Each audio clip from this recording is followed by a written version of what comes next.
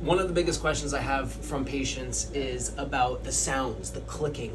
That in and of itself is typically not something that we're super concerned with. It's more so when symptoms start to present themselves that we begin to want to intervene. The clicking itself is a disc. The disc sits between the two bones and it pops off of its positioning.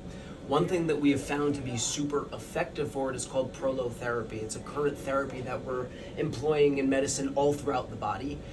What it is it's a solution of dextrose, which is sugar water, that we inject into the joint capsule. It essentially causes an acute inflammatory response. This area here at a point becomes what we call chronically inflamed, meaning the body doesn't respond to it anymore.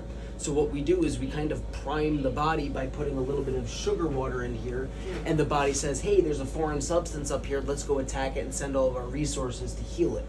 Over time, what happens is the body starts to heal this area and the clicking can subside, and the symptoms related to that TMJ dysfunction can also start to subside. It's a really, really, really promising and effective treatment.